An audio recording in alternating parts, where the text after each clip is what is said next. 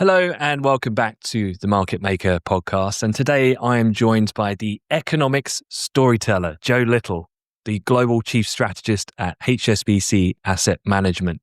From his unlikely path into economics to the mentors who shaped his career, Joe lifts the curtain on what a strategist really does, how storytelling can bring to life spreadsheets, and why clear communication is the secret weapon for cutting through noise and complexity in global markets. So, Joe, absolutely fantastic to have you with us. How are you?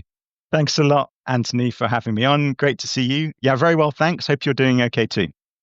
Yeah, very well indeed. So perhaps we could just dive straight in. You certainly didn't grow up around finance, and I know you mentioned at the time school wasn't easy. I just wondered if you could break down that moment that economics came into your life as well. So what was it like in those days? I think seems like a long time ago. Now, I grew up in the West Midlands, Aston Villa follower, and I mean it's fair to say that I don't come from a finance background. I haven't got a lot of family, personal kind of connections in the industry. You know, growing up, I didn't aspire to work in finance. I probably didn't even know what it was. I remember my dad said to me to find a passion and just go for it. Get stuck into something that you love to do, and try and sort of be the best that you can be at that thing, and then don't worry about anything else.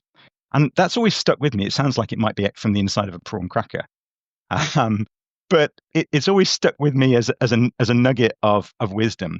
I didn't really know how to do that. So looking back on what happened, it was a little bit of trial and error. I didn't have lots of contacts or people to ask for advice. So it was a trial and error exercise. I did economics at A-level, probably as much because I didn't like the other choices.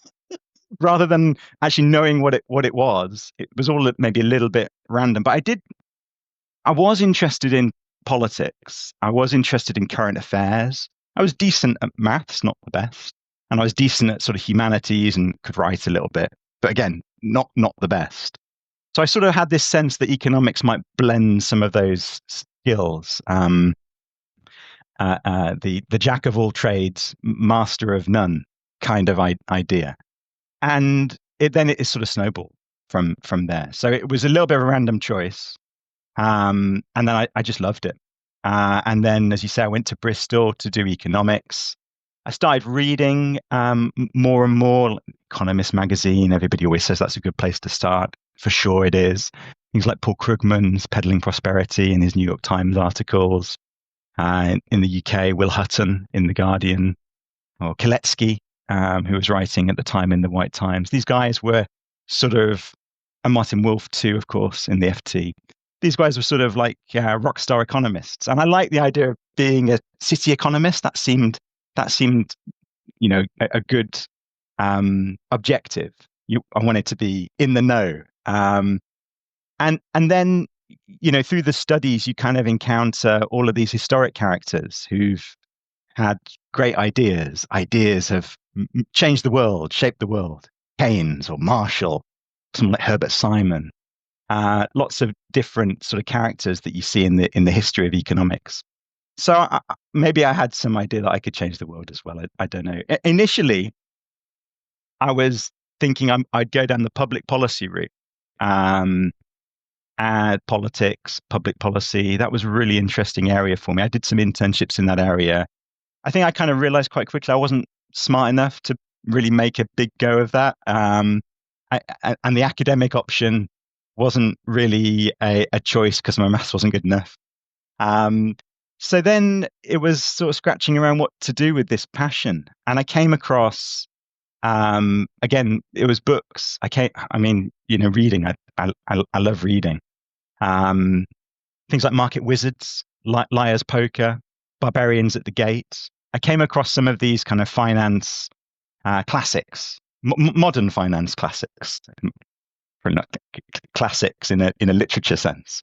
But they told this amazing story of what life might be like in, financial markets, global macro markets. And then the sort of challenge was, well, what do I do about that? Because I didn't have an internship. I didn't know anybody in a bank. I didn't know how to analyze a stock. I didn't know what debt capital markets were. I didn't, necessarily even aspire to work in a bank. I just thought global macro, emerging markets, this seemed pretty cool. And then started applying for things. And I ended up landing a great role at JP Morgan Cazenove on the macro research team. Learned a huge amount, and then had a stint as a fund manager, and ended up in my current role as chief investment strategist. Probably, with hindsight, a little bit of a sort of a random walk. It wasn't really planned or predetermined. I'm not sure, looking back, that it was even that likely, given where I started from. But what I did do is follow a passion, follow a daydream, and I think that's the one thing that I've continuously tried to do. There's not been a plan. It's just been a sequence of kind of following what I was interested in, good at, and hopefully people would pay me for.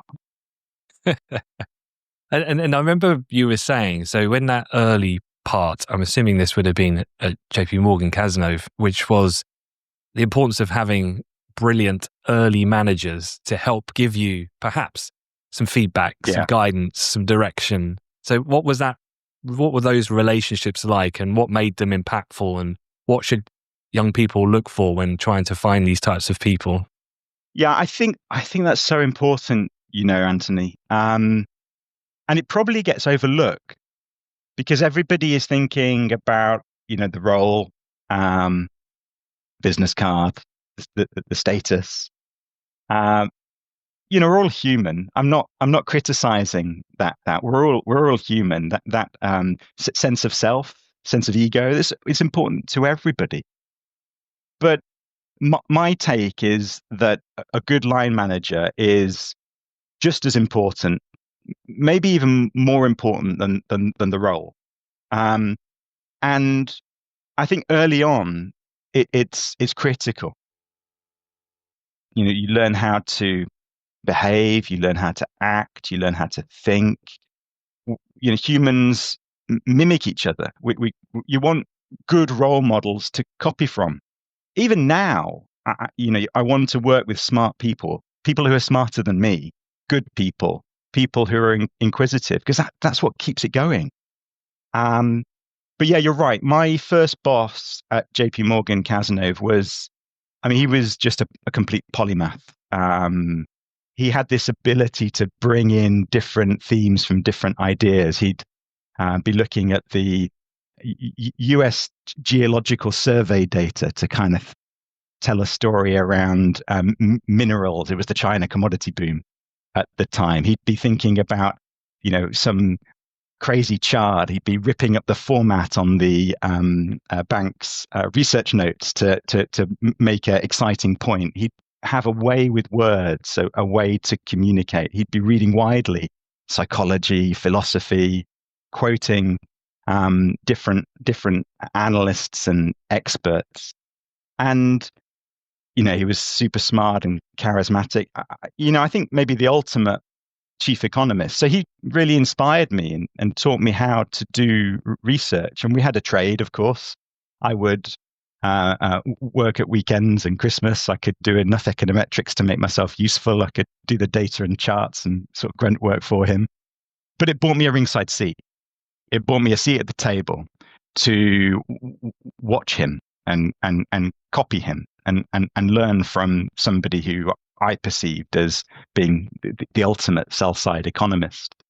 And then again, when I moved to asset management onto the buy side, I was having a stint as a fund manager. Another great mentor in my later 20s now. Another very experienced generalist, investor, economist, who taught me a lot about valuation analysis, how to think about the markets, how to integrate some of the economic data with what's going on in terms of investor beliefs and investor views. We spend a lot of time thinking about looking at the market from a sort of third party perspective. Mr. Market, sometimes people say Mr. Market. What is Mr. Market thinking? Incredibly powerful way of framing what is going on in investment markets. Super important in investments as well, when you're on that other side of the fence, putting money, investor capital to work, to really reflect on what's your edge. There's lots of smart people in markets. Where are you expressing something that's, a little bit different? So yeah, early on, I was very lucky. I had two very inspiring managers, mentors, coaches who helped me a lot. But my feeling is that that's such a big part of it now, and I think it probably gets underplayed. It's not just about teaching you the ropes and giving you some structure around the role, giving you a job description on a piece of paper. It's just about mentoring you, inspiring you. So that's really important, and as much as I can, I try and pay the same thing forward. Yeah, no, I couldn't agree more. That role modeling is so important. Certainly in your early career, when you're still trying to figure a lot of things out. Exactly. Sometimes you don't need to be told it; you just need to see it. It's a behavioural thing as much as it is a technical thing. Yeah, because you think you know everything, but of course you know nothing. And when you see these guys in action, masters, then you really begin to sort of have that rapid learning curve. Yeah. It's great. I think that's a really important thing for certainly the demographics that listen to us as an audience. It's a really great point for them to hear. So perhaps we could move on and talk a little bit about, part of my job is to break down what I call the barriers of finance sometimes, which is a lot of these complicated words, the jargon. But when people are thinking about, okay, what potential careers could I do? And like you said, you read Liar's Poker and you're like, right, I'm going to be a trader. I read, exactly. I'm going to be working PE, some of those other books you mentioned. And it's like, okay, when someone says a chief strategist or a strategist role in general, so how does that fit into the composition of an asset manager or an investment bank, and how investment ideas become strategies that shape global portfolios? How do you connect all of this? In a kind of the landscape of a firm, but then within a team of individuals as well. Yeah. Thanks a lot. I mean, the first thing to say is it sounds pretty cool, and it is pretty cool. So my role is a senior role in the investment team, and it ends up being reasonably high profile as well. In terms of our sort of structure, management structure, I report to our global chief investment officer, and that's probably fairly typical that you keep the chief economist, chief strategist quite close to the leadership of the investment platform. But of course, I'm working with sales team colleagues, investment team colleagues, and other functions within our organization. My role is exactly like you laid out, to be top down. So looking at things from the 30,000 foot perspective, thinking about the trends in the economy, what's going on with growth, what's going on with inflation, what's happening to policy. I mean, we used to just think that was monetary policy, but increasingly fiscal, industrial policy, much more important, maybe. And then thinking about the big markets, what's going on in the US, what's going on in Asia and the global South. We used to call them emerging markets. We prefer a slightly different phrase these days. So there's this kind of global perspective, which is not universal, but quite common in buy-side asset management roles. And then global on the other dimension, to think about many different asset classes. So my colleagues are running investment funds in fixed income or in equities or in multi-asset or in alternative assets. And my responsibility then is to be able to think about these asset classes from that 30,000 foot perspective, but to think about the whole range of them. So short-term rates, longer-term bonds and credits, stock markets in the West and in the global South and the East, currencies, alternatives, increasingly such a big area, and those sort of balanced funds mixing up different asset classes that we call sort of multi-asset areas. And so what I try and do with that is three things, really. Firstly, I'm working very closely with the investors, the fund managers, identifying and building a sort of core scenario, risk scenarios, trying to sort of plot out what it means. What does growth and inflation and policy look like under a central case? What does that imply for what happens in the US or in China or in other economies? And then mapping that, connecting the dots into investment markets as well. Doing the same for more optimistic view of the world, more pessimistic view of the world. Thinking, what have we missed? What could throw a spanner in the works? Neglected risks. That's all a big part of it. So in that sense, we're contributing, me and my team, contributing to the investment decision-making process, the investment outcomes. The second thing I end up doing, which again is kind of common to my role, is cheesy storytelling.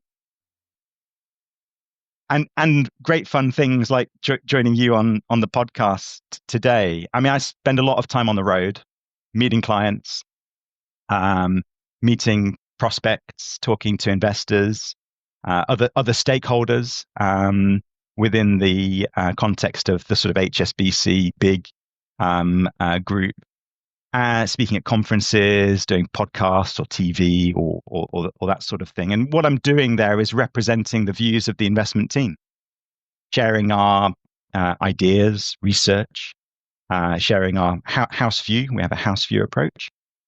And hopefully saying interesting, sensible things,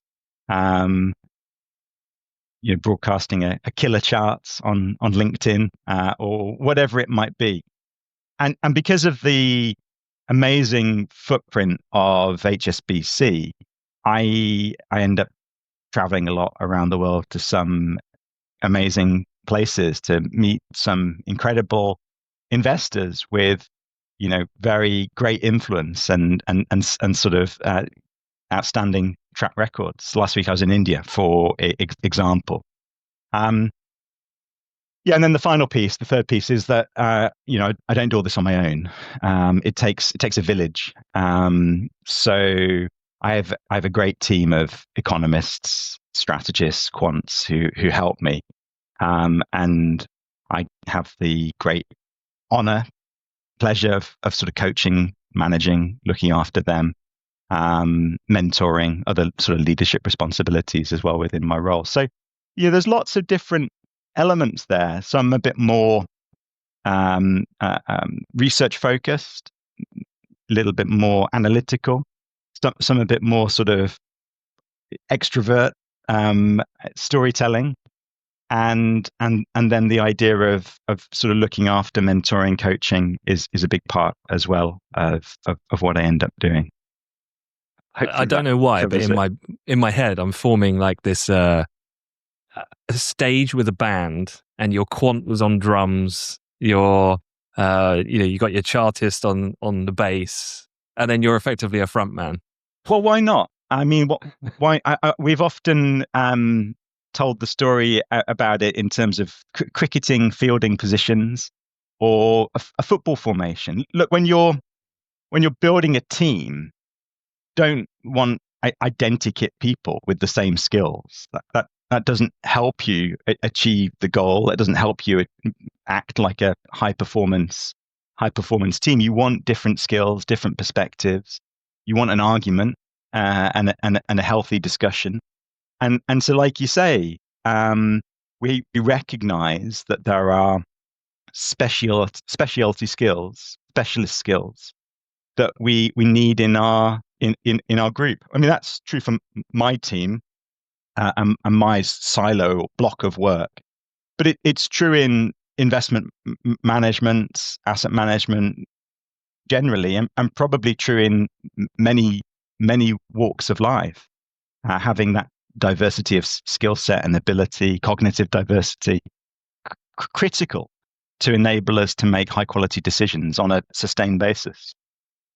Well, on the previous shows, we'll have the maths geniuses and the quants, but that's not why I want to talk to you, because the role that you fill is definitely, the one around storytelling. And one of the things I thought would be really cool to unpack was that in a world obsessed with data, which seems to be through the advances in technology, we continue to lean further toward that direction. Storytelling, I mean, my assumption is that actually it becomes even more powerful. But how is that? How do you define storytelling as an edge? How does that tie to macro research, and what makes a good communicator in your perspective? Yeah, I mean, Anthony, that's a great question. And I quite like the moniker, the storyteller. So thank you very much for kind of imposing that on the podcast theme. This might sound a bit daft, but have you seen the movie Inception? Leonardo DiCaprio. Oh, of course. I mean, that's just such a brilliant movie. But I've often thought about telling the story in the context of that movie, because that's ultimately what you're trying to do.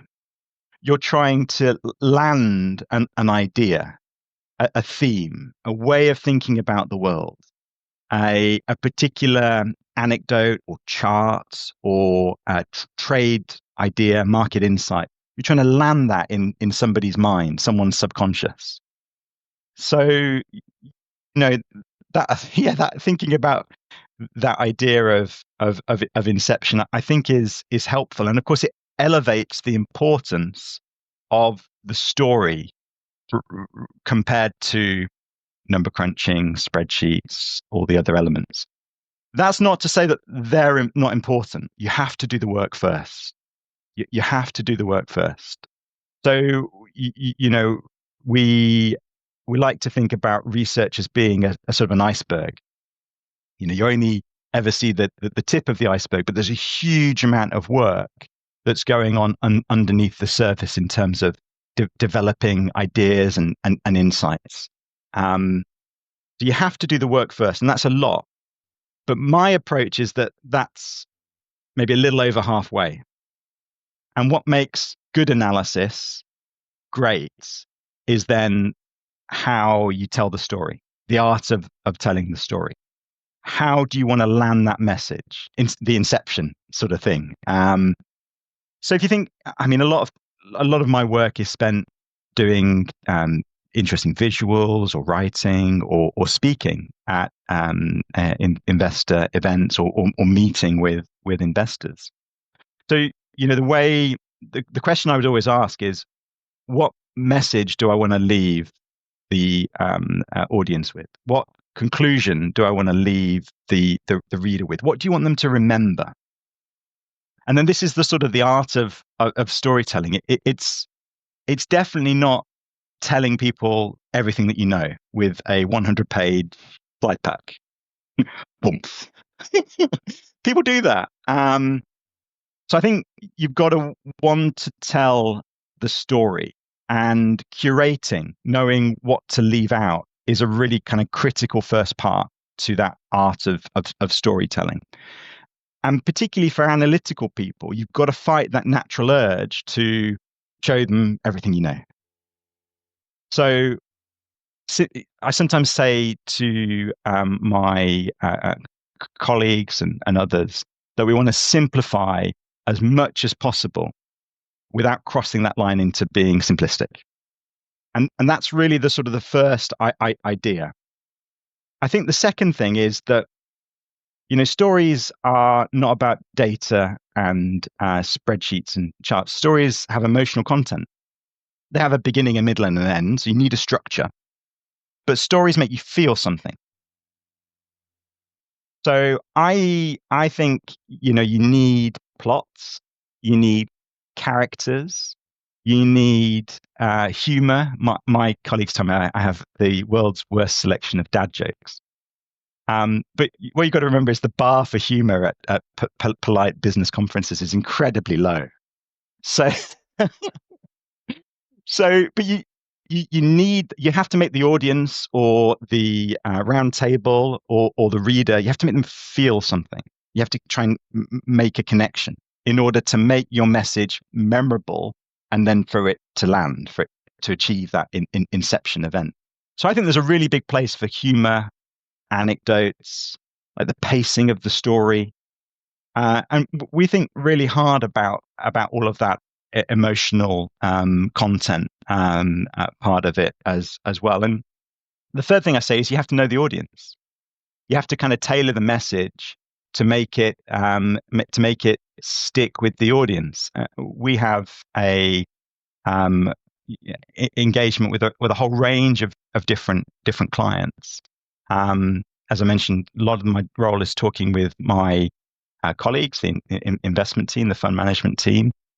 You're meeting external clients or journalists. You have to account for how people are maybe approaching the problem or seeing the world, and you have to make people care. But that overarching idea is, what do you want to leave the interviewer or the audience or the investors with? What's the message that you want to leave them with? And as soon as you start thinking about it in that way, you can see what I mean, that the research is essential. You have to be relentlessly curious and focused and all over the numbers and the data.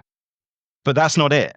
There's another slice, which is then making sure that those insights, those themes are landing really well with the different people you're exchanging and interacting with. How much of it then, listening to you explain it, is natural personality meshing with the ability to think in such a way, as opposed to skills that you learn as you go through? Because from what you're describing, it sounds like the natural course is that when you start, you probably do need to do the number crunching to get the fundamental blocks of how to analyze the market in a certain way, for example. And I guess, is it at that point quite hard to actually step back when you are doing the number crunching at that time? Or can you have that ability, do you think, from the beginning to be able to have the capacity to connect all of the dots, the bigger picture, as well as the data? Or is that a learned skill that develops over time and experience and accumulation of skills?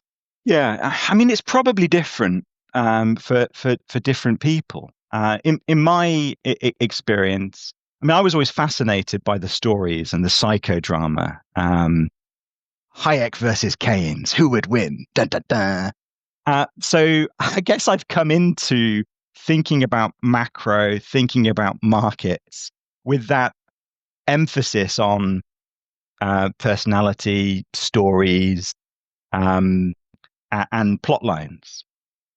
But I think you're probably right. For most people, the critical foundations are, those research skills, those technical skills, and you build that up maybe in the first 10 years or so of your career. You build that as the sort of the foundation, and that then stabilizes you. It gives you the confidence. It gives you the rigor and the robustness. You've learnt your research skills, and then it's probably then something that you then develop and move into later to leverage those skills. I think that's probably the right way to think about it. And of course, it's not to say that there's not other ways of cutting the cake and thinking about the issue. But that I think that's probably the right way to think about it. Look, nobody is. I mean, people are born great communicators, but you've got to have something to say. you can't just waffle and tell jokes. And I think in many instances, you read a lot about introverts being the most impressive speakers at conferences. So that tells you as well that there is a learned element to it. You can practice, and you can get better. And if you follow some of those steps around the sort of art of storytelling, then it does enable you to communicate really effectively and clearly and powerfully and in an entertaining way, without necessarily having been, I don't know, elite debater of the world in your youth. So I think that's probably the right way to think about it. I'm not saying that don't do an economics degree, don't do the CFA. Instead, just focus on telling stories and reading science fiction. I mean, I think reading science fiction is a very sensible thing for everybody to be doing. But you do need that foundation, because even though it is an exercise in macro investment market storytelling, you are telling stories about macro and investment markets. So you need to understand that plumbing, those connections. Like the process that I talked about at the start. I went through that process myself early on in my career, trying to understand all those elements.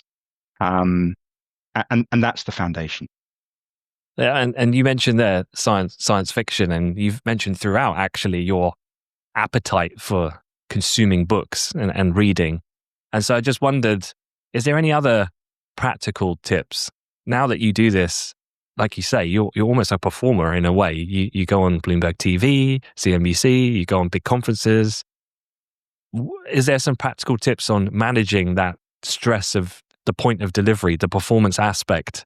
Is there any frameworks that you have to get you in that mental space, or to get you to perform when that pressure's on in that moment, to articulate those investment ideas, for example?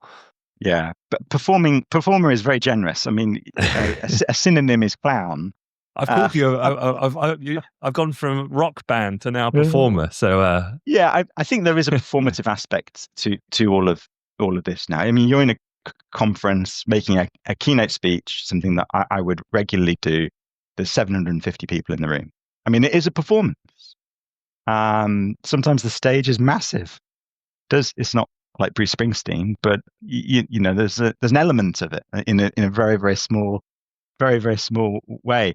So I think I think it is practice, and if you go through that process of sort of wanting to tell the story, wanting to get better, learning techniques, then you are constantly finessing and improving that craft. You're constantly honing your skills. So I've always thought about it like that. Tomorrow is going to be even better.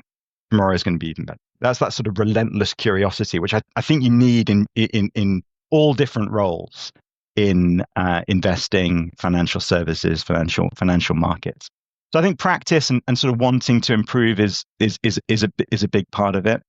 I think trial and error is a big part of it too. I'm unlucky now because I've done this role for a number of years, so I roughly know what works and what doesn't. But early on, you're bound to make mistakes, so don't dwell on those. I think it's easy to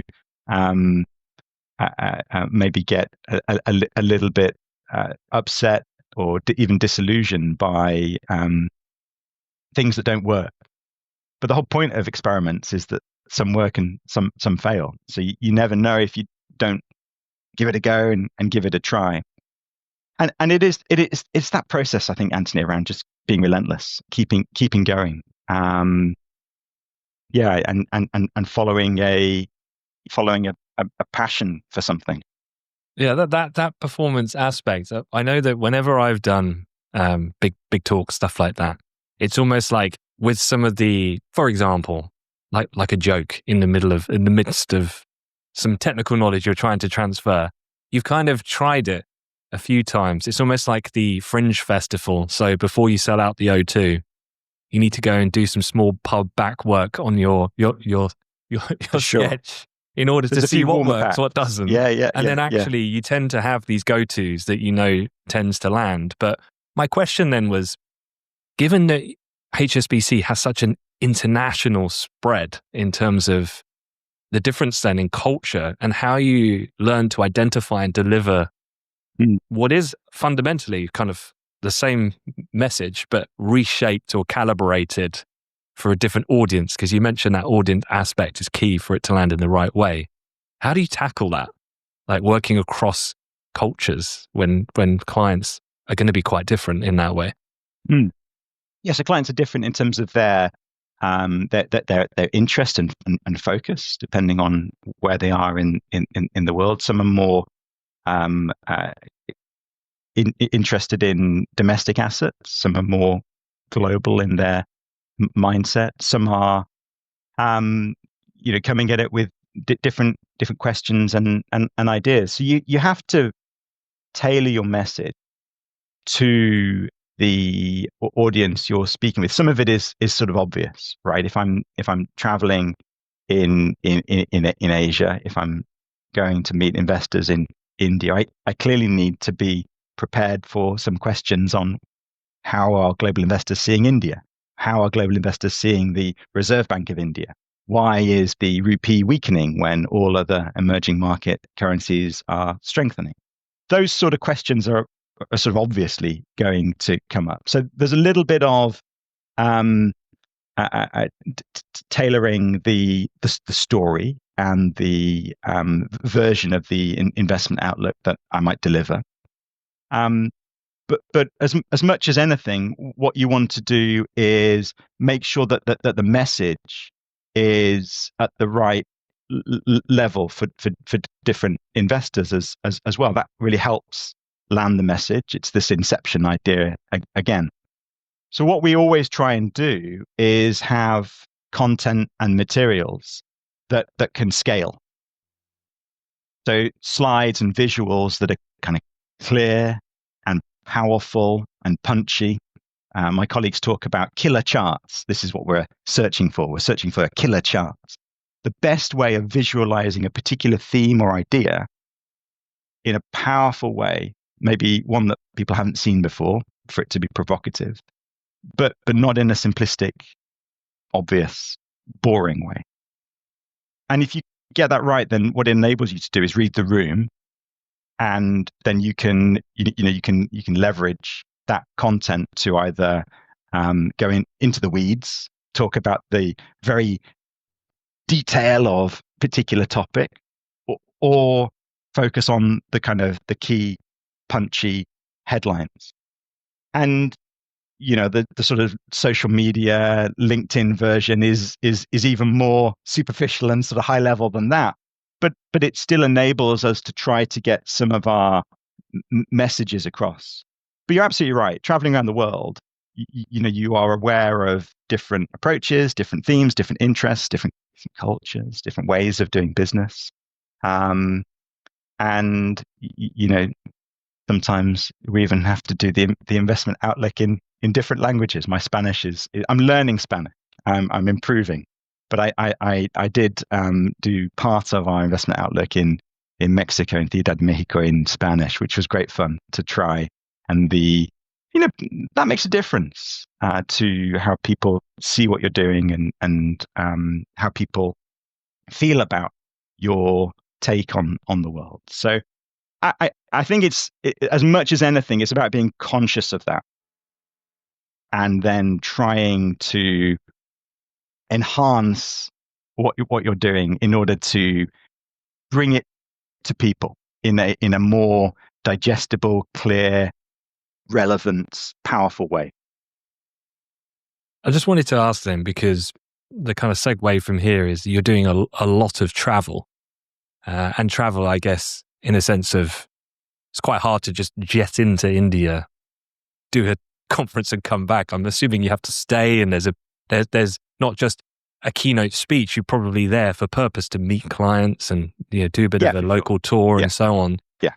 So given that a lot of your role is on the road, and a lot of our listeners are thinking about their future careers, and this is a component of it, but you're still traveling a lot, even as you're now in a senior position, whereas I guess a lot of people might do travel early in their career.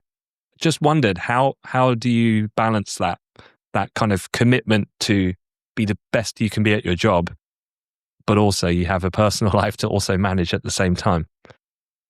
Yeah, I mean, it's a blessing and a curse, I suppose. As you say, you're juggling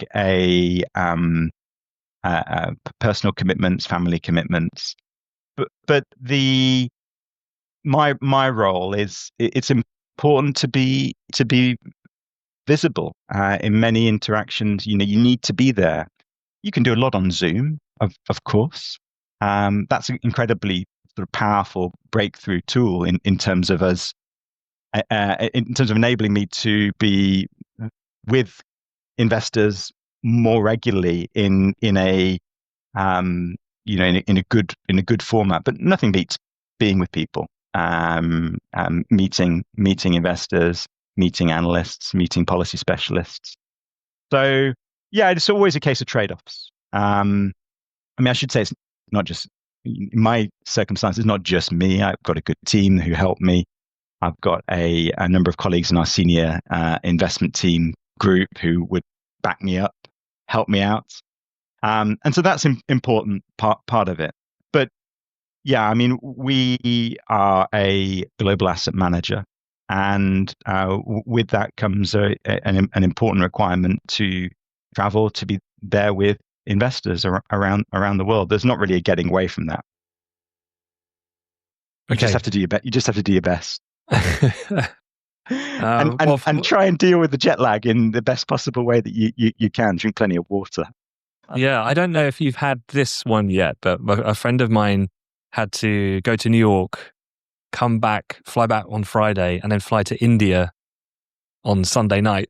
So I had to go time zone all the way across. Yeah. Like, Mexico to Hong Kong is a tricky one. Yeah. London to Mexico in the background. There's always the debate which way round you go, because you're basically at the antipode. But anyway.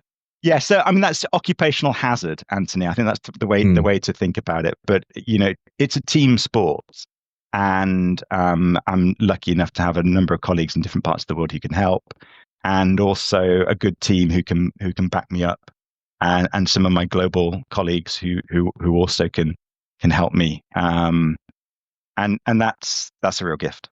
Yeah. Final question then, just before we wrap, which is, I guess, the easiest way to phrase it. What mindset or way of thinking has served you most in your career, and how can students start developing that today?